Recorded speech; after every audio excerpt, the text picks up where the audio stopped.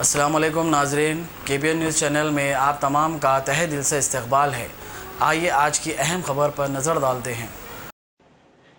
मुतनाज़ा कानून शहरियत तरमीम NRC और NPR के खिलाफ शहर के मुख्तलिफ मकामात पर एहतजाज किया गया और एहतजाजी अपने हाथों में मुख्तलिफ प्ले कार्ड जिन पर कई एक नारे तहरीर थे एहतजाज किया और मरकजी हुकूमत से मुतालबा किया कि वो इस कानून दीगर को फौरी मनसूख करे। उन्होंने अपनी मुखालफत से मुताल्लिक़ बताया कि मरकजी हुकूमत की जानिब से मुख्तलिफ मौक़ों पर नित नए मसाइल पैदा करते हुए अवाम को किसी न किसी मसले में उलझाया जा रहा है, जबकि मुल्क की मईशत पस्त से पस्त होती जा रही है। दीगर छोटे ममालिक की मईशत मुस्तहकम होती जा रही है और हमारी मईशत हत्ता कि करेंसी की कीमत दिन ब दिन घटती जा रही है। मुल्क के जिम्मेदारों को उस तरफ तवज्जो देते हुए मईशत को मुस्तहकम करने की जरूरत है, ना कि इस तरह के कानून नाफिज करके अवाम को मुश्किलात में मुब्तला करने की जरूरत ही नहीं। अवाम ने मरकजी हुकूमत पर इल्ज़ाम आयद किया कि वह हुकूमत अपनी नाकामियों को छुपाने के लिए इस तरह की कार्रवाइयाँ अंजाम दे रही हैं।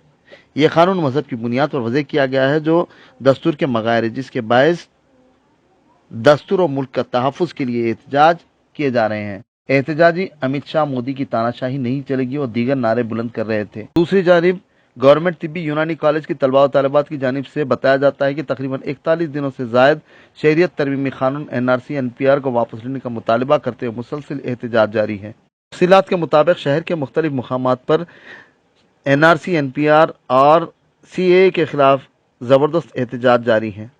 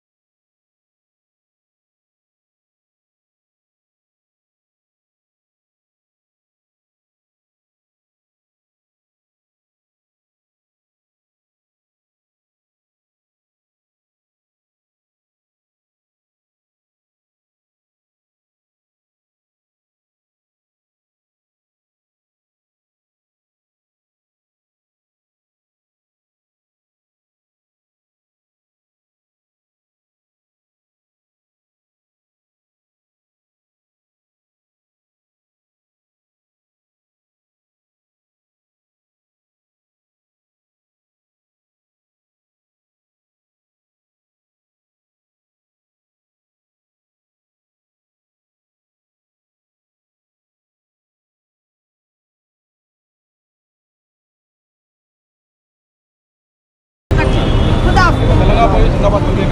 तेलंगाना बोले आवाज दीजिए अब। अरे बोल साथी हल्ला बोल,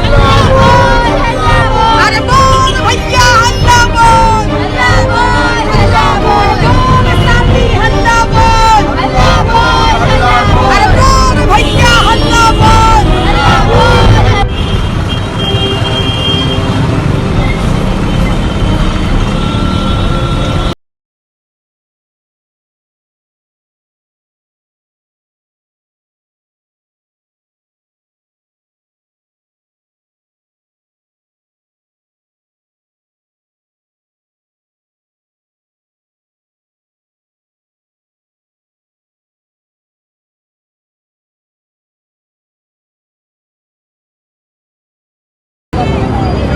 हेलो हेलो, अरे मेहदीपट्टनम में चल रहा है अम्मा, ऑपरेट कर सकती है। अस्सलामु अलैकुम और जय हिंद साथियों, मैं शिराज खान, एक सामाजिक कारकुन और सीनियर कांग्रेस लीडर, आज मेहदीपट्टनम पे जहां पर वुमेन प्रोटेस्ट रैली को बार बार दीगर तंजीमों के द्वारा जो परमिशन नहीं मिला है और जहां पर हमने बहुत ही रिक्वेस्ट के साथ, अपील के साथ ह्यूमन राइट्स कमीशन में हमने पिटीशन दायर किया था कि हमें आर्टिकल 19 के तहत ये एहतजाज करने का पूरा इख्तियार है और पूरा हक है। उसी के तहत हमने दोबारा मेहदीपट्टनम पे एहतजाज करने का ऐलान किया है, जहां पर आज हम यहाँ जमा हुए हैं। CAA, NRC और NPR के मुखालिफ जो विरोध देश भर में हो रहा है, महज इसका एक ही मकसद है कि मोदी और अमित शाह की जो भाजपा सरकार है वो इस काले कानून को वापस ले। लेकिन वो लोगों की जिद जो है कि एक कदम भी पीछे नहीं हटेंगे। यकीनन वो यही चाहते हैं कि देश की जनता परेशान हो और देश की जनता के ऊपर जुल्म ढाने का वो मुकम्मल इरादा कर चुके हैं। लेकिन मैं आम जनता से, तेलंगाना की अवाम से ये अपील करना चाहती हूँ कि आर्टिकल 19 आपको एहतजाज करने का पूरा इख्तियार और मौका देता है। आप पीसफुली सड़कों पर निकलिए और सड़कों पर उतरिए, जहाँ पर रियासत के तेलंगाना CM साहब ने ये बार बार ऐलान किया था कि NPR की इम्प्लीमेंट या प्रोसेस को तेलंगाना में नहीं लागू होने देंगे। लेकिन बड़े कोई गवर्नमेंट का आदमी आएगा या कोई गवर्नमेंट स्कूल की टीचर आएंगे, ये लोग आपके पास से आके चले जाएंगे MRO ऑफिस में या कोई गवर्नमेंट ऑफिस में, आपके पेपरों को रख देंगे। वहां पे आपके पेपर में, जैसा कि शोहर का पेपर है तो बीवी के पेपर पे D लिख देंगे, बेटा है तो बेटी के पेपर पे D लिख देंगे, घर का छोटा बच्चे के पेपर पे, किसी के 1-2 के पेपर पे D लिख देंगे। ये D का मतलब ये रहेगा कि डाउटफुल सिटीजन।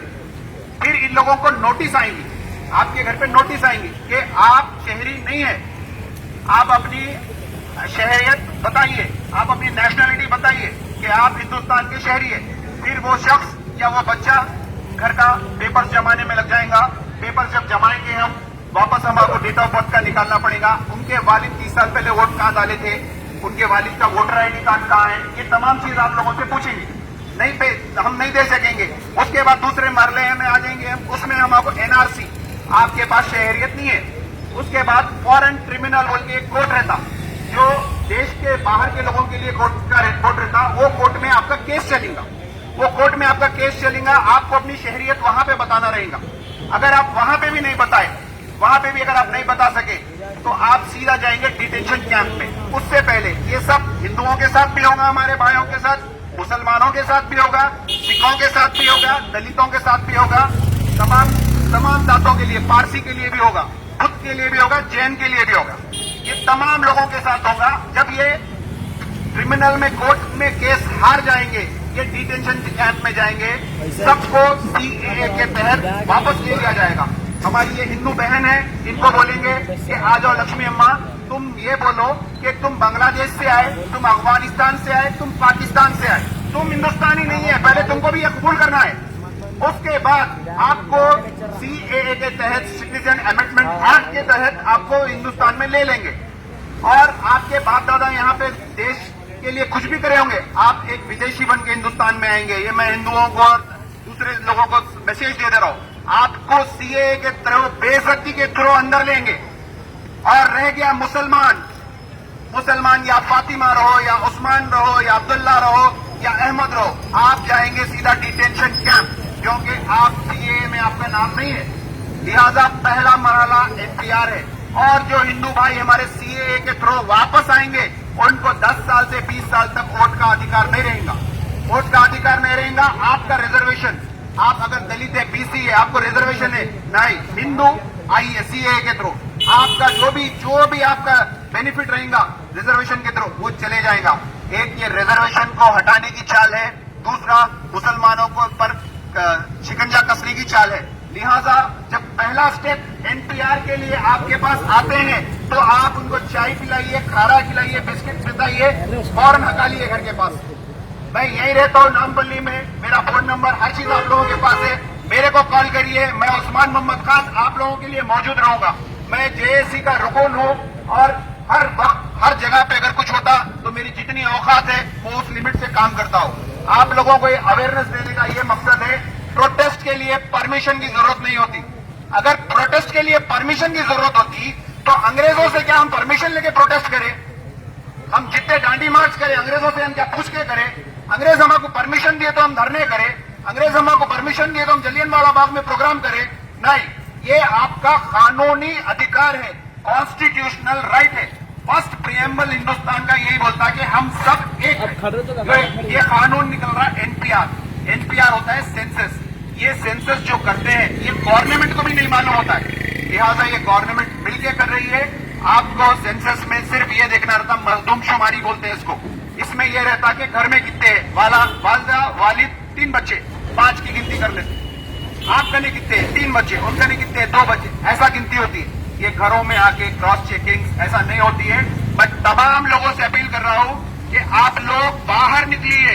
अगर जेल भी भरे, हिंदुस्तान की जेल में 3 लाख से आदमी ज्यादा नहीं आते। हिंदुस्तान की जेल में वाजे कर दे रहा हूं, हिंदुस्तान के अगर पूरे जेल भर जाएंगे तो 3 लाख से ज्यादा आदमी नहीं आते। मैं आप लोगों से गुजारिश कर रहा हूं, जेल भरते जेल भरने दो, क्या करते करने दो, आपका कुछ नहीं उखाड़ सकते। आप वो कौम है जो आजादी के लिए खड़े थी, जो आजादी दिलाई। जलियांवाला बाग में हमारे पे इल्जाम लगा था कि मुसलमान चले गए।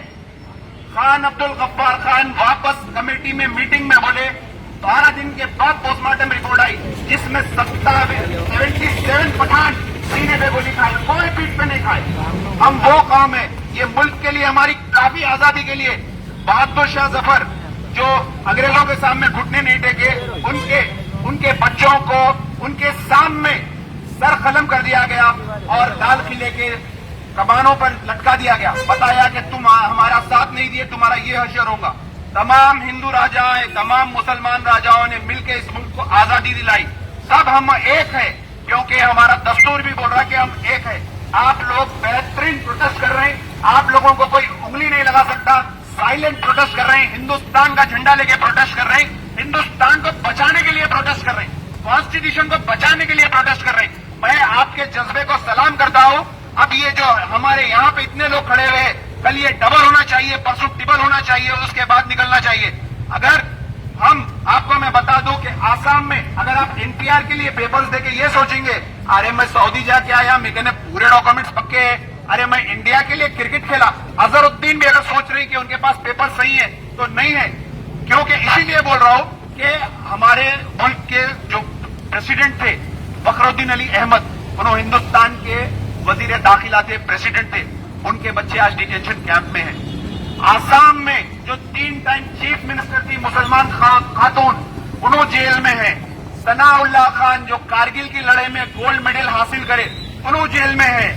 और हाई कोर्ट के एक हमारे हिंदू हाई कोर्ट के सुप्रीम कोर्ट के जज है, रिटायर्ड जज है, उन्होंने जेल में, उनकी फैमिली जेल में है।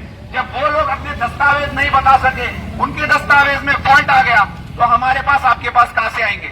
तमिलनाडु के पास कई बार तूफान आता है, वहां पे चले जाते हैं। हमारे अफजल A1 टाउनशिप की एक और नई पेशकश, जहांगीर पीर दरगाह से 2 किलोमीटर पहले मल्टीनेशनल कंपनीज के करीब, जो कि बिल्कुल आबादी से लगा हुआ, बेंगलोर हाईवे से सिर्फ 5.5 किलोमीटर, बीटी रोड से लगा हुआ, तमाम डेवलपमेंट के साथ 5,50,000 में 100 गज का प्लॉट। A1 टाउनशिप में आपका ये छोटा सा इन्वेस्टमेंट आपका और आपके बच्चों का मुस्तकबिल बदल सकता है। आज ही तशरीफ लाएं और A1 टाउनशिप के इस प्रोजेक्ट से फायदा उठाएं। Office at pillar number 235 opposite fisheries department, Rajendra Nagar, Hyderabad. अगर आपने हमारे चैनल को अभी तक सब्सक्राइब नहीं किया है तो यहाँ पर रेड कलर का सब्सक्राइब बटन दिख रहा है, उसे क्लिक करें और हमारे चैनल को सब्सक्राइब कीजिए और साथ ही साथ बेल आइकन को भी क्लिक कीजिए, जिससे आपको ताज़ा अपडेट मिलती रहे।